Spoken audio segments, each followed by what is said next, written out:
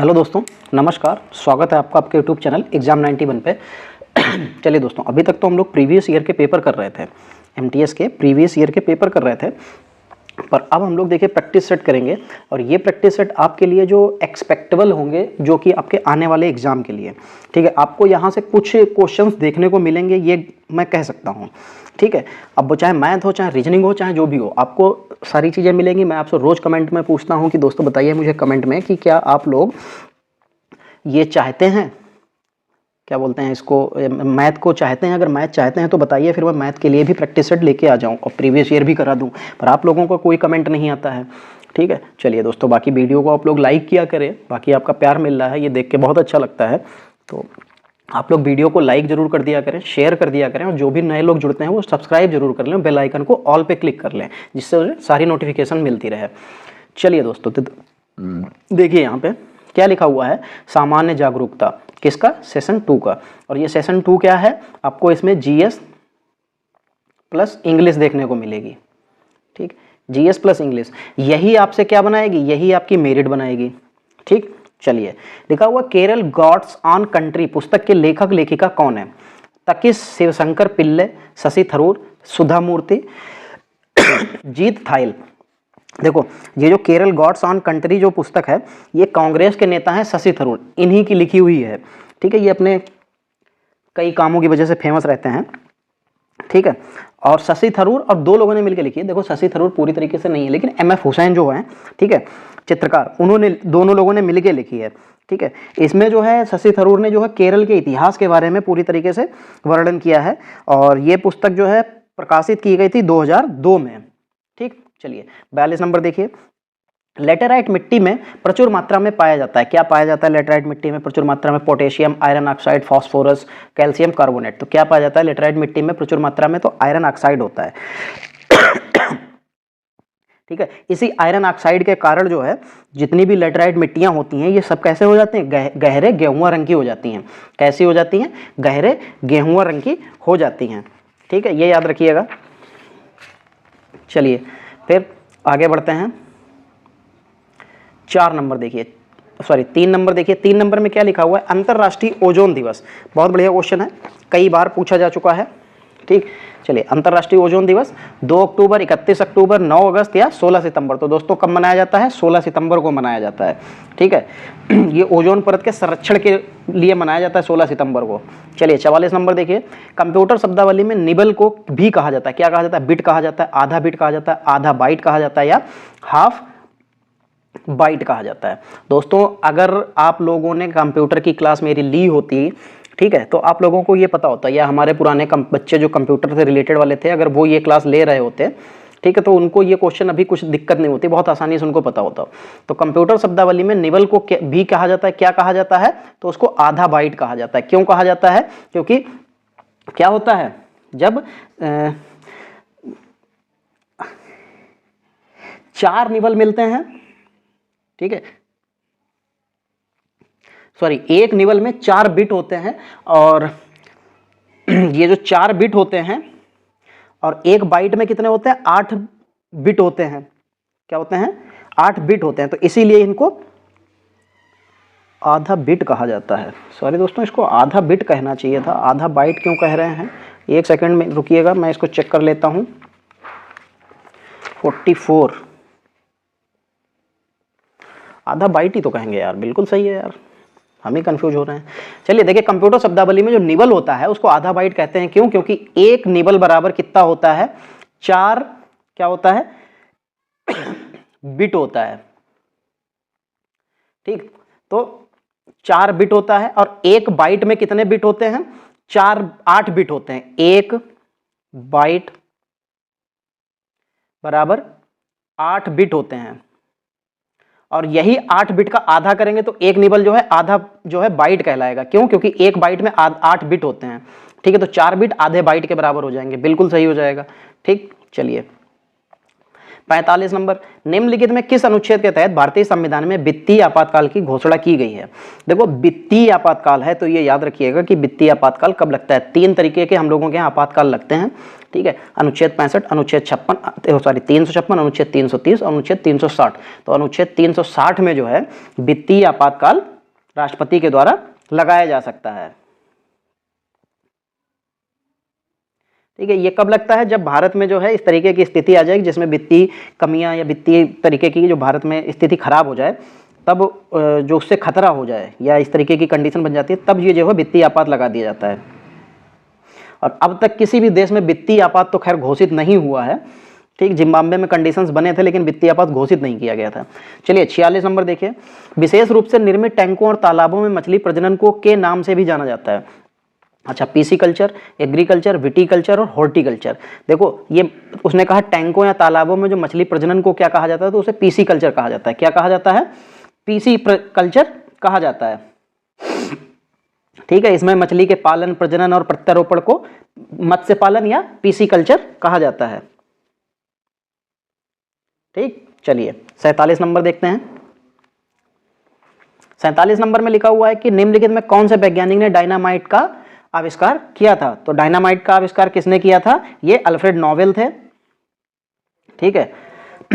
और ये क्या थे? ये स्वीडन के रहने वाले थे। कहाँ के? ये स्वीडन के रहने वाले थे। कई बार पूछा जा चुका है ये पेपर में, जो अल्फ्रेड नोबेल हैं ये कहाँ के रहने वाले हैं, तो इसलिए मैंने आपको यहाँ पे बता दिया कि ये स्वीडन के रहने वाले हैं। चलिए 48 नंबर देखिए, क्या लिखा हुआ है? गुरु पर्व सिख समुदाय का सबसे महत्वपूर्ण और पवित्र त्यौहार है। हिंदू कैलेंडर के अनुसार इसे निम्नलिखित में से किस महीने में मनाया जाता है? ठीक है, देखो वैशाख, कार्तिक, श्रवण और ज्येष्ठ, ठीक है। तो जो गुरु पर्व होता है ये कार्तिक पूर्णिमा को के दिन जो है मनाया जाता है, ठीक है। और ये लगभग आता है आपके अक्टूबर नवंबर महीने में कार्तिक पड़ जाता है, जिसको कार्तिक भी कहते हैं हम लोग हिंदी लैंग्वेज, अपने जो लोकल लैंग्वेज में कार्तिक कहते हैं, मतलब कार्तिक होता है। ये अक्टूबर नवंबर महीने के दौरान मनाया जाता है। इन्होंने गुरु नानक ने जो है गुरु नानक जयंती भी कहते हैं, जिसे गुरु पर्व या प्रकाश उत्सव के भी नाम से जाना जाता है। इन्हीं ये मनाया किसके ऊपर जाता है? ये सिख धर्म के संस्थापक थे, ठीक है। और ये प्रथम सिख गुरु भी थे, कौन? गुरु नानक जी, उन्हीं के जन्मदिन पर मनाया जाता है। तो कब मनाया जाता है? कार्तिक पूर्णिमा को मनाया जाता है। कब? अक्टूबर या नवंबर में से, ठीक है। अक्टूबर नवंबर में कभी भी पड़ जाता है ये। चलिए कथकली नृत्य ललित कला के प्रारूपों का लयबद्ध संयोजन है। कितने का? 4, 6, 5 या 7? तो कितने का है? तो ये दोस्तों 5 का है। 5 कौन कौन से? देखो, नाट्यम यानी कि अभिनय, भाव प्रकट करने के लिए चेहरे के भावों को दिखाया जाता है, ठीक।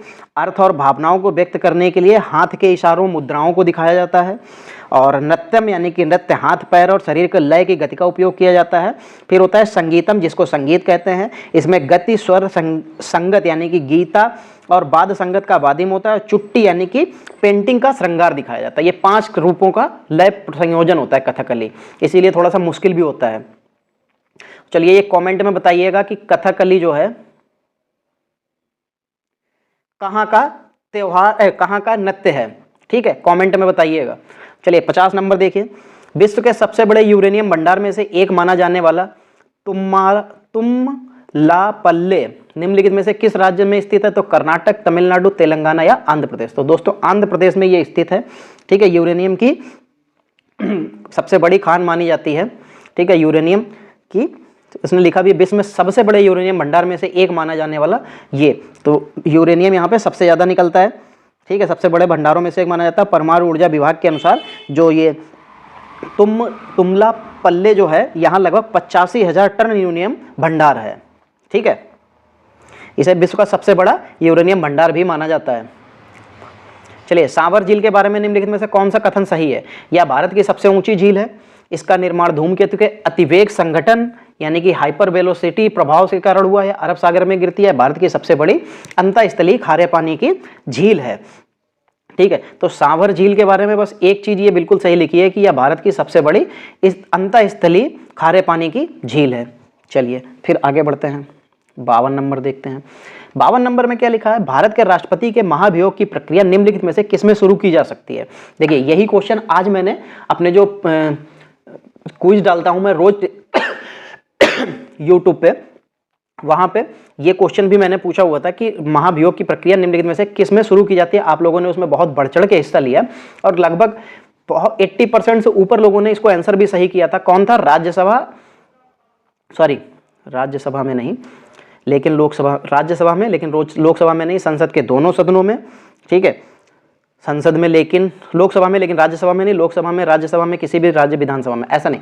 ये जो राष्ट्रपति के ऊपर महाभियोग लगाया जाता है, आप लोकसभा या राज्यसभा में से किसी में भी लगा सकते हैं, तो इसीलिए लिखा जाएगा संसद के दोनों सदनों में। ये क्वेश्चन मैंने अपने जो है क्विज कॉन्टेस्ट जो मैं चलाता हूँ रोज यूट्यूब पे, एक क्वेश्चन या 2 क्वेश्चन आपको रोज के रोज मिलते हैं, उसमें पूछा था। ठीक, तेलंगाना किस वर्ष भारत का 19वां राज्य बना था? वहां पे ही मैंने ये बताया था, तेलंगाना से रिलेटेड कोई क्वेश्चन आया था, तब मैंने बताया था कि ये कब बना था। इसके लिए मैंने वहां पे डेट भी बताई थी। क्या डेट बताई थी? कि 2 जून 2014 को तेलंगाना जो है अस्तित्व में आया था। कब? 2 जून। ठीक, कब? 2 जून 2014 को तेलंगाना अस्तित्व में आया था। ये 29वां राज्य है। ठीक है, इसको जो है आंध्र प्रदेश से काटकर बनाया गया था। ठीक, चलिए 54 नंबर देखते हैं। सामान्य सर्दी और इन्फ्लुएंजा फ्लू में निम्नलिखित में से कौन सा सूक्ष्म जीव जिम्मेदार है? तो विषाणु, वायरस, प्रोटोजोआ, कवक, जीवाणु। तो सामान्य वर्दी और इन्फ्लुएंजा फ्लू के लिए कौन सा सूक्ष्म जीवी जिम्मेदार है? तो देखो, जब भी सामान्य सर्दी हो गया, इन्फ्लुएंजा होगा, तो किससे होगा? ये विषाणु यानी कि वायरस से होता है। इसीलिए कोरोना वायरस की बात चल रही थी, क्योंकि वो क्या था? एक तरीके का फ्लू ही होता है, और जब जुकाम बुखार होता है तो उसको उसमें कोरोना थोड़ा सा हल्का पाया ही जाता है। चलिए 55 नंबर, निम्नलिखित में किस राज्य के प्रतिनिधि लोकसभा में सबसे अधिक हैं? अच्छा, राजस्थान, आंध्र प्रदेश, तमिलनाडु और उत्तर प्रदेश। तो दोस्तों उत्तर प्रदेश में सबसे ज्यादा है। उत्तर प्रदेश में राज्यसभा, किसकी? राज्यसभा की पूछी थी ना। हाँ, उत्तर प्रदेश में राज्यसभा की जो सीटें हैं वो सबसे ज्यादा हैं। ठीक, कितनी है? लगभग 40 है हमारे ख्याल से। हाँ, शायद 40 है। एक बार कमेंट में आप लोग बताइएगा कि क्या मैंने सही बताया है। उत्तर प्रदेश में राज्यसभा की सीटें 40 हैं, शायद 40 या कुछ ऐसे ही है, मुझे एग्जैक्टली याद नहीं आ रहा है। एक बार आप लोग मुझे चेक करके जरूर कमेंट कीजिएगा। चलिए 56 नंबर देखिए, भारत में दूसरी पंचवर्षीय योजना की अवधि क्या थी? तो पहली कितनी थी? तो पहली जो है 51-52 से स्टार्ट हुई थी, उसमें 5 साल 55 तक चली थी। हैं, ठीक है, हाँ 56 तक चली थी। फिर दूसरी 51, पहली 51 से स्टार्ट हुई थी, 56 तक चली थी। दूसरी 56 से लेके फिर उसके बाद में 61 तक चली थी। तो 56 से 61 हो जाएगा। ठीक है, जो दूसरी योजना थी वो सार्वजनिक क्षेत्र के विकास और तेजी से औद्योगिकरण पर केंद्रित थी। ठीक है, इसे चंद्रमोहन जो महालनोबिस थे उनके द्वारा विकसित किया गया था। ठीक है, इसी को जो है महालनोबिस मॉडल भी कहा जाता है। ये पूछा जाता है महालनोबिस मॉडल किस पंचवर्षीय योजना से रिलेटेड है? तो दूसरी पंचवर्षीय योजना से रिलेटेड हो जाएगा। चलिए 57, बैठने की क्षमता के आधार पर विश्व का सबसे बड़ा हॉकी स्टेडियम किस देश में स्थित है? चलिए, ऑस्ट्रेलिया, पाकिस्तान, नीदरलैंड या भारत। तो दोस्तों ये सबसे बड़ा स्टेडियम कहाँ है? पाकिस्तान में है। कहाँ है सबसे बड़ा स्टेडियम? पाकिस्तान, लाहौर में स्थित है। ठीक है, इसमें क्षमता 45,000 की है। कितनी है? 45,000 की है। चलिए, पर क्या फ़ायदा, भूखा नंगा देश है, वहाँ वैसे भी कोई आतंकवाद के चक्कर में कोई मैच हो नहीं पाते हैं, बेचारा बर्बाद है इसी चक्कर में। चलिए 58 नंबर देखिए, किस देश ने गांधी नागरिकता शिक्षा पुरस्कार स्थापित करने की घोषणा की है? तो दक्षिण अफ्रीका, पुर्तगाल, भारत या जर्मनी। तो किस देश ने गांधी नागरिकता शिक्षा पुरस्कार जो है किसने स्थापित करने की घोषणा की है? तो पुर्तगाल ने घोषित की है दोस्तों। ठीक है, वहां के जो प्रधानमंत्री हैं एंटोनियो कोस्टा ने ये 19 दिसंबर 2019 को महात्मा गांधी के आदर्शों को बढ़ावा देने के लिए गांधी नागरिकता शिक्षा पुरस्कार स्थापित करने की घोषणा की थी। उन्होंने जो है नई दिल्ली में राष्ट्रपिता महात्मा गांधी की 150वीं जयंती पर यह घोषणा की थी। ठीक है, ठीक है, वहां पर राष्ट्रीय समिति की एक बैठक हुई थी, उसमें इन्होंने ये घोषणा की थी। चलिए आगे देखते हैं, मिश्रित अर्थव्यवस्था क्या होती है?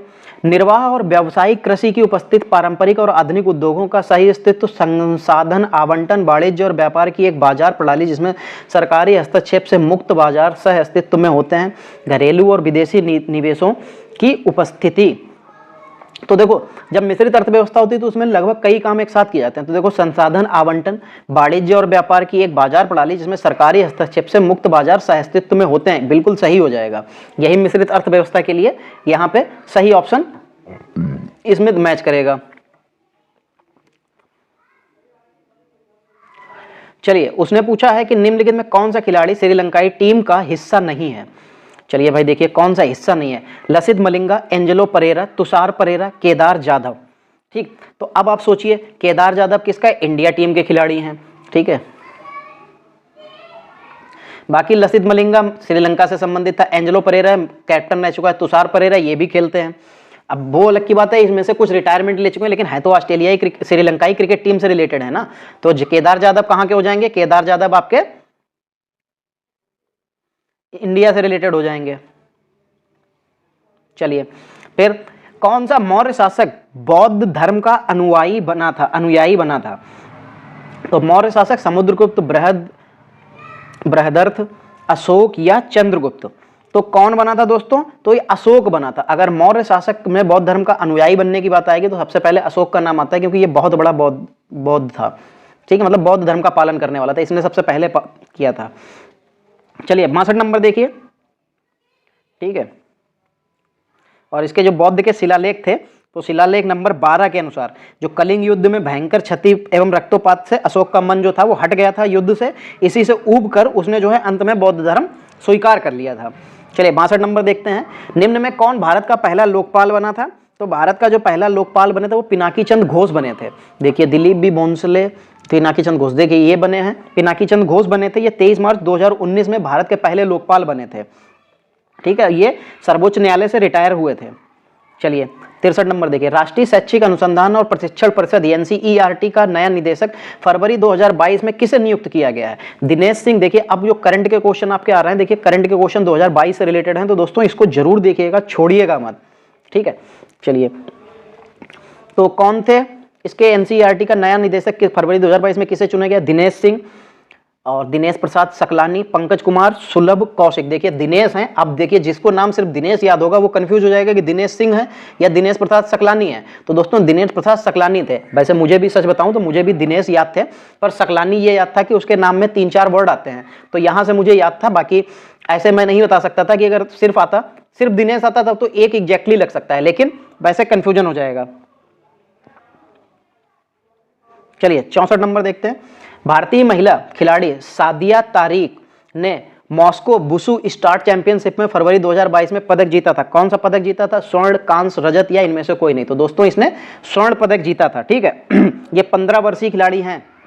ठीक है, सिर्फ 15 साल की हैं।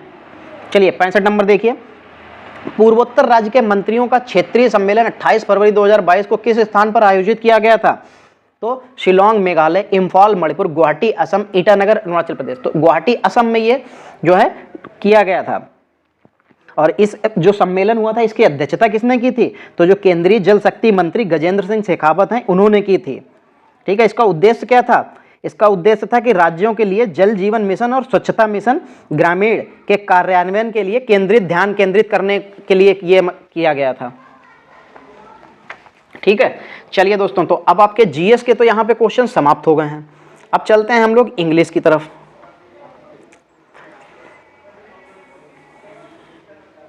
देखिए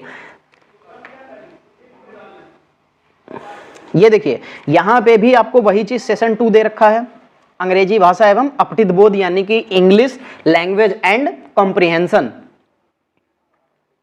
ठीक, चलिए 66 देखिए क्या लिखा है, select the most appropriate option to substitute the underline segment in the given sentence, if there is no need to substitute in select no substitution required.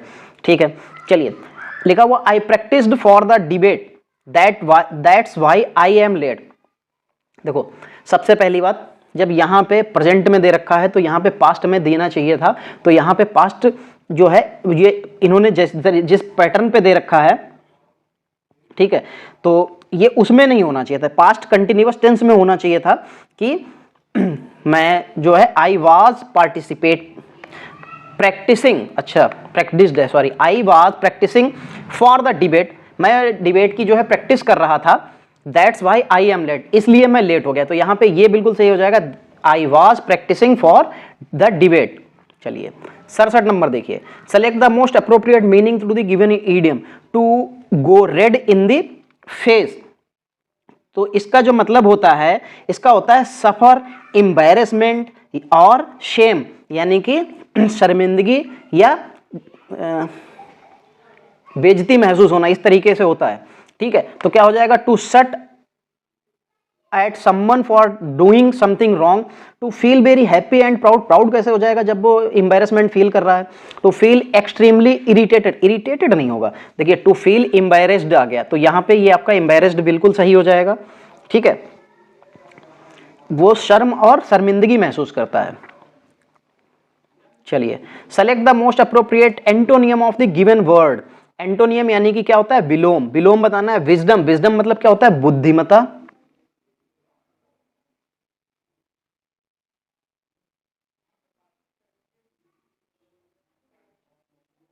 अरे यार भाई गायब हो जा, ठीक। बुद्धिमत्ता या क्या होता है, अक्ल होती है, ठीक है। फिर स्टेबिलिटी। स्टेबिलिटी का मतलब होता है स्थिर, स्थिरता, मजबूती, दृढ़ता। मैच्योरिटी। मैच्योरिटी का मतलब क्या होता है, परिपक्वता या प्रौढ़ता, ठीक है। यूथ। यूथ का मतलब क्या होता है, युवा। और स्टूपिडिटी का मतलब होता है मूर्खता या बेवकूफी।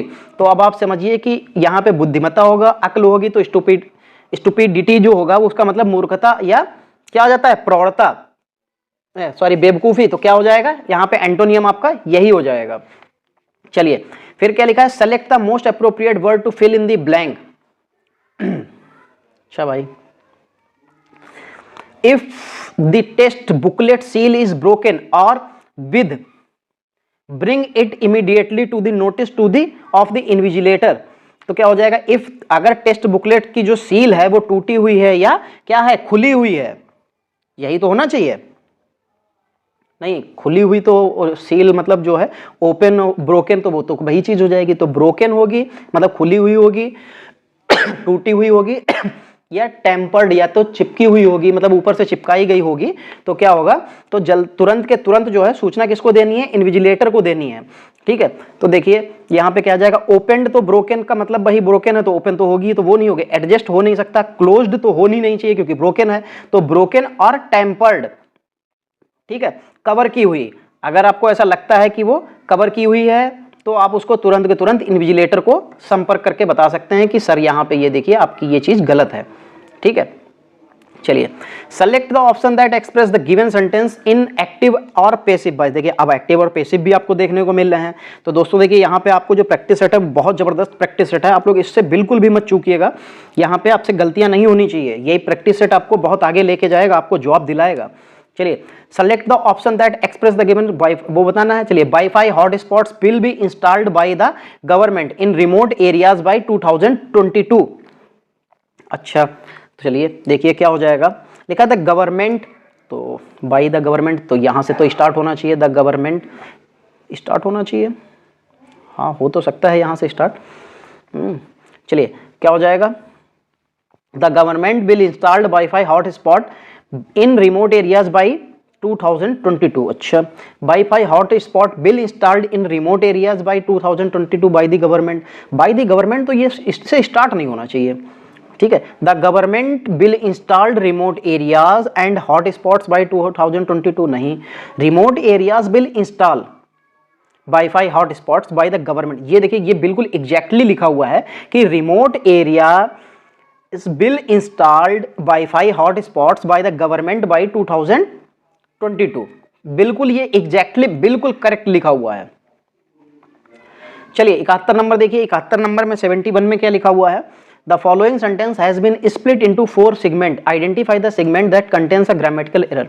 चलिए 4 पार्ट हैं जिसमें से किसी एक में गलती है, वो गलती ढूंढनी है। The police arrested 2 young man but neither of them were responsible for the robbery.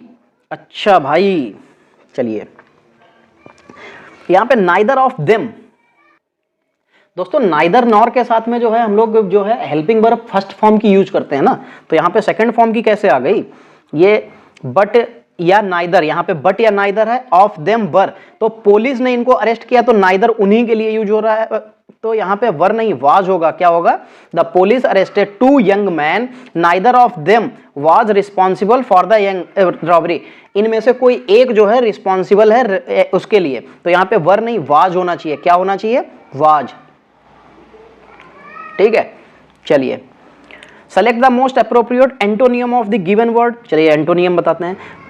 Restrictive लिखा है, रेस्ट्रिक्टिव लिखा है, इसका मतलब होता है प्रतिबंधक, यानी कि प्रतिबंधित।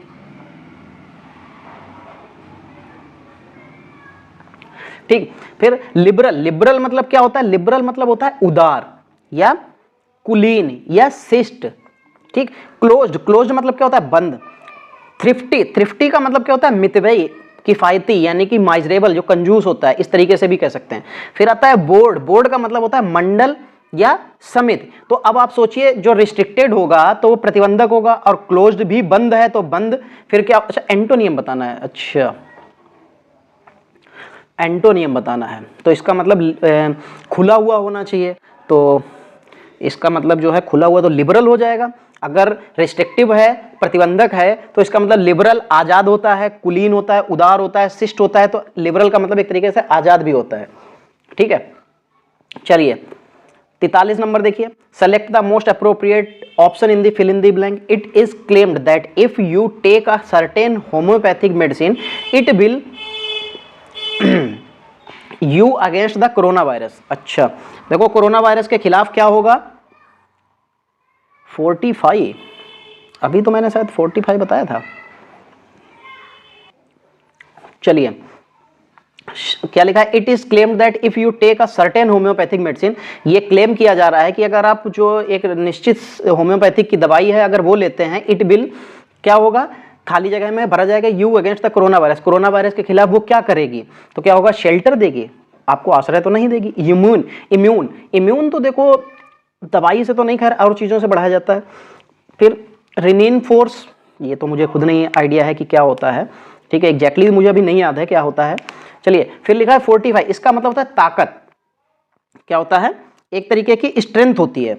ठीक है, कि स्ट्रेंथ होती है किसी चीज को बढ़ाने के लिए, ठीक है, या किसी को प्रोटेक्ट करने के लिए। तो 45 यहां पे हो जाएगा, it will fortify you against the corona virus. अगर आप वो दवाई लेते हो तो वो आपको स्ट्रेंथ देगी उससे लड़ने की, उसको आगे बढ़ाने की।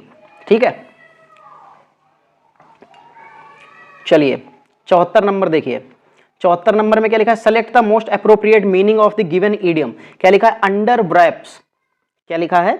Under wraps. इसका मतलब क्या होता है? Known to only a few people, यानी कि बहुत थोड़े से लोगों को जानना। ठीक है, तो इसका मतलब क्या हो जाता है?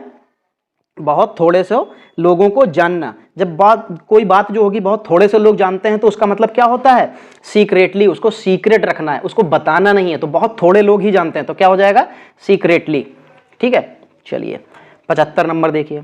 क्या लिखा है? इन the given sentence identify the segment which contains the grammatical error. अच्छा चलिए भाई ग्रामेटिकल एरर देखते हैं। क्या लिखा हुआ है? My mother generally read the local news paper two keep abreast of the local news। अच्छा, to keep abreast my mother generally read of the local news, फिर the local newspaper। अच्छा देखो यहां पे क्या है? my mother generally read, तो उसकी माता जो है क्या करती हैं? द लोकल न्यूज़पेपर, उसकी माता लोकल न्यूज़पेपर पढ़ती हैं। तो ये इंडेफिनिट टेंस की तरफ जा रहा है, और इंडेफिनिट टेंस में क्या होता है? सिंगल फॉर्म के लिए सिंगल वर्ब भी यूज की जाती है। तो यहां पे क्या हो जाएगा? रीड की जगह पे READS, रीड्स हो जाएगा। ठीक है, my mother generally reads the local newspaper to keep abreast of the local news. चलिए 76 नंबर देखिए। Select the most appropriate option to substitute the underline segment in which given sentence if there is no need to substitute it select no substitution. If doesn't reach the station, if he doesn't reach the station in time, he would sure miss the train। अच्छा भाई चलिए देखिए, तो अगर वो समय पर station नहीं पहुंचता है तो वो अपनी ट्रेन को श्योरली मिस कर देगा। श्योरली तो यहाँ पे होना चाहिए, क्या होना चाहिए? श्योरली। तो बिल की जगह पे तो बिल तो आपका यूज करना चाहिए, वुड तो पास्ट में होना चाहिए। तो पास्ट में नहीं, वो मिस कर चुका है, तो मिस कर चुका नहीं, मिस कर देगा होगा ना। तो वो आगे फ्यूचर में जाएगा कि अगर वो समय पर ट्रेन मतलब स्टेशन पर नहीं पहुंचता है तो उसकी ट्रेन जो है मिस हो जाएगी, श्योरली मिस हो जाएगी। तो विल श्योरली मिस, ये थर्ड ऑप्शन में आपको दिख रहा है, बिल्कुल एग्जैक्ट लिखा है, विल श्योरली मिस। चलिए फिर 77 देखिए। Select the incorrectly spelled word. चलिए देखिए क्या लिखा है, अंटिल UNTIL, अंटिल बिल्कुल सही लिखा है। डिसअपियर DISAPPEAR, अपीयर बिल्कुल सही लिखा है, डिसअपियर। टेम्परेचर TEMPERATURE, टेम्परेचर भी बिल्कुल सही लिखा है। फिर ये देखिए ट्वेल्थ TWELTH, ये ट्वेल्थ लिखा है लेकिन ये ट्वेल्थ नहीं होता है, क्या होता है ये उस दिन, अच्छा मैंने ये अपने इसी तरीके से एक मैंने डाला हुआ था, क्या तो होता है TWELFTH,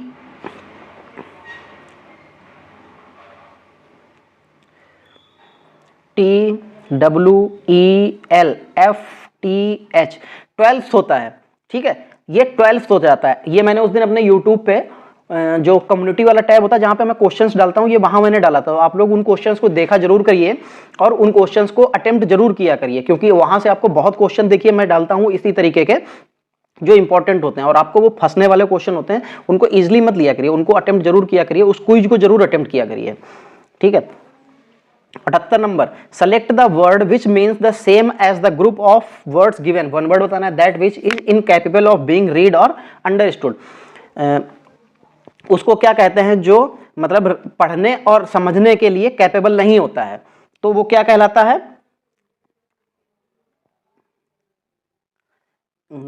इंटेलिजिबल कहलाएगा? नहीं। इंडिलिजिबल कहलाएगा? नहीं। इलीगल कहलाएगा? नहीं। इलिजिबल कहलाया जाएगा। ये मैंने आपको जो वन वर्ड वाले जो वीडियोस मैंने दिए हैं उसमें आप जाइए, ये वहां पे अपठनीय क्या कहलाता है? एलिजिबल मतलब अपठनीय शायद होता है, मुझे एग्जैक्टली नहीं याद है, शायद उसकी मीनिंग अपठनीय ही होती है, जो पढ़ने योग्य ना होता है। एलिजिबल ही होता है, एलिजिबल ही होता है, एलिजिबल ही शायद वही होता है, ठीक। 79, select the option that can be used as one word substitute for the given group of word. Fond of company, क्या लिखा है? फॉन्ड ऑफ कंपनी, अच्छा सामाजिक होता है इसका मतलब, तो फॉन्ड ऑफ कंपनी यानी कि लोगों के बीच में मिलने जुलने वाला, तो वो क्या होता है? वो सामाजिक होता है, सोशलाइजेबल होता है, सोशलेबल यानी कि सोसाइबल होता है, ठीक। तो इसका मतलब क्या होता है? चीयरफुल नहीं, एमिएबल नहीं, गार्गेसियस नहीं, ग्रेसियस भी नहीं होता है, गार्गेरियस, हाँ गार्गेरियस हो सकता है, ठीक है। Fond of company, gregarious. मैं अभी भी आपको बार बार समझा रहा हूं, मैंने वन वर्ड के बहुत वीडियो डाल रखे हैं, इडियम्स के डाल रखे हैं, सिनोनियम एंटोनियम्स के डाल रखे हैं। आप भले ही उसको सारे ना देखिए, वन वर्ड्स को जरूर देख लीजिए, उन वर्ड्स में से सारे आपको फंस जाएंगे, ये गारंटी है। मैंने वो चैप्टर इसलिए क्लोज कर दिया था क्योंकि आप लोग उस पर उतना प्यार नहीं लुटा रहे थे, तो इसलिए उसको बंद करना पड़ गया था, वरना मैंने वो सीरीज चालू की थी। अगर 1200 जितने भी टोटल वन वर्ड थे, अगर मैं सारे करा देता तो आप बिल्कुल एक भी क्वेश्चन मिस नहीं करते वन वर्ड का, लेकिन आप लोगों की वजह से वो चैप्टर बंद करना पड़ा मुझे। चलिए, select the most appropriate सिनोनियम of the given word. क्या होता है? इन क्रॉच लिखा हुआ है, इसका मतलब होता है अतिक्रमण करना। क्या होता है? अतिक्रमण करना, ठीक। फिर लिखा हुआ इग्नोर, इग्नोर का मतलब क्या होता है? नजरअंदाज करना, आपको वो पता ही है, ठीक है, उपेक्षा जिसको बोलते हैं। फिर फॉरगेट, फॉरगेट में मतलब होता है भूलना, ठीक है, या भूल जाना। फिर डिसग्रेड लिखा हुआ है, इसका भी मतलब होता है उपेक्षा करना, ठीक है, या उपेक्षा या नजरअंदाज करना, ये इस तरीके की चीजें जो होती हैं, ठीक है, अनादर, अपमान, उपेक्षा, ये सारी चीजें डिसग्रेड का मतलब होता है। इंट्रूड, इंट्रूड का मतलब क्या होता है? अतिक्रमण या घुस पड़ना, एकदम से कहीं घुस पड़ना। तो सिनोनियम ही पूछा गया था, तो इसका भी मतलब क्या होता है? अतिक्रमण, ठीक। तो इंट्रूड हो जाएगा, बिल्कुल सही हो जाएगा। चलिए, select the most appropriate option to substitute the underline segment in the given sentence. If there is no need to substitute it, select no improvement. अच्छा, चलिए भाई, the child is crying because she can't find her mother. बच्चा रो रहा है क्योंकि वो अपनी mummy को नहीं ढूंढ पा रहा है, ठीक है। तो इसमें गलत क्या लिखा है? the child is crying, बच्चा रो रहा है, because क्योंकि सी कांट फाइंड, क्योंकि वो अपने मतलब लड़की है, वह अपनी माता को नहीं ढूंढ पा रही है, तो बिल्कुल सही लिखा है, इसमें नो इंप्रूवमेंट हो जाएगा, कोई इंप्रूवमेंट की जरूरत नहीं, बिल्कुल एग्जैक्टली सही लिखा हुआ है। चलिए, select the incorrectly spelled interest. देखिए, अगर इन को अलग करिए तो ई एन सही है, ट्रस्ट TRUST ट्रस्ट, ठीक, बिल्कुल सही लिखा हुआ। इन्वो है तो क्या होता है? ENVOY, बिल्कुल सही लिखा हुआ है। इन्वेलप, इन्वेलप की स्पेलिंग ये नहीं होती है दोस्तों, क्या होती है? ENVELOPE, ENVELOPE, इन्वेलप होता है। इंट्रीड बिल्कुल सही लिखा है, तो इन्वेलप गलत लिखा हुआ है यहाँ पे। इन्वेलप की स्पेलिंग ENVELEPE LOPE होता है, इन्वेलोप होता है, ठीक है, डबल एल नहीं बनता, एक सिंगल एल बनता है। चलिए 83 देखिए, select the appropriate synonym to the given word. Despicable लिखा हुआ है, डिस्पेसिबल का मतलब होता है बहुत नाली का कीड़ा, जिसको गाली नहीं दी जाती कि चल नाली के कीड़े, नाली का कीड़ा, घिनौना, ये इस तरीके के जो वर्ड होते हैं ये इसी के लिए यूज किए जाते हैं, ठीक। डिजायरेबल, डिजायरेबल का मतलब क्या होता है, वांछित या आकर्षक, ठीक है। फिर कमेंडेबल, कमेंडेबल का मतलब होता है सराहनीय, प्रशंसनीय, ठीक, प्रशंसा करने योग्य वाला। लाउडेबल मतलब क्या होता है, प्रशंसनीय, इसका भी मतलब सराहने योग्य होता है। फिर कंटेम्पैटिबल, कंटेम्पैटिबल का मतलब ही घिनौना, घृणित या धूर्त होता है या तुच्छ, ठीक है, तो इसका मतलब भी घिनौना होता है, याद रखिएगा, सही हो जाएगा बिल्कुल।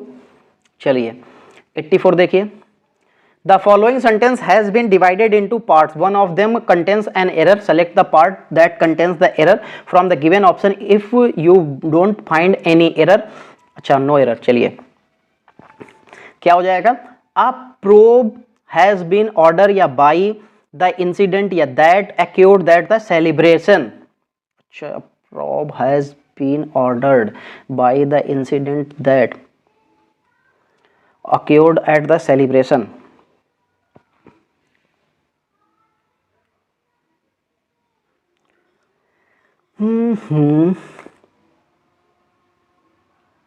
दोस्तों देखिए यहां पे ये जो लिखा है बाय द इंसिडेंट, ये गलत है, यहां पे होना चाहिए था, क्या होना चाहिए था, टू द इंसिडेंट, ठीक है, टू दी होनी चाहिए थी, बाई की जगह पे टू यूज होना चाहिए था, तो ये सेकंड वाला ऑप्शन आपका यहां पे गलत हो जाएगा। चलिए 85 number, select the correct passive from the given sentence.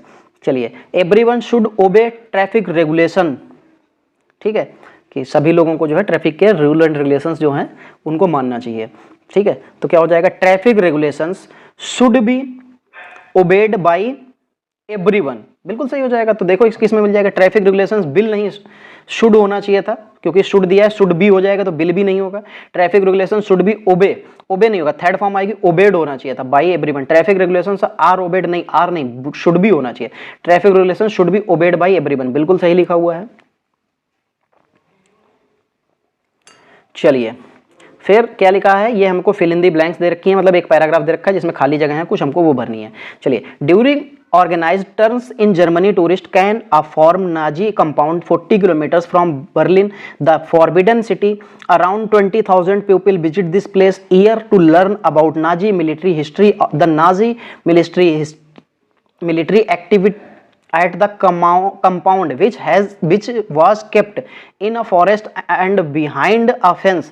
They hid underground bunkers in country, यहाँ पे हाइड होना चाहिए था, HID हाइड होना चाहिए था, bankers in country homes and they planned much of bird war second here. अच्छा चलिए ठीक है, ये उसके बारे में बताया गया है। चलिए, तो during organize tour in Germany tourist can a form visit, ना तो वहां पे विजिट करना चाहिए था, तो विजिट स्टे ट्रेवल ट्रिप, यहाँ पे कोई मतलब नहीं, विजिट करिए आप वहां पे तो आप उसके बारे में जानकारी ले सकते हैं, ठीक। Nazi compound 40 kilometre from Berlin, फिर बर्लिन के बाद क्या हो जाएगा, कार्ड, काल्स, कालिंग या काल, तो क्या हो जाएगा, card, Berlin card the forbidden city, ठीक है, बर्लिन क्या उसको बुलाता है, फॉरबिडन यानी कि भूली हुई सिटी, खोई हुई सिटी, ठीक है।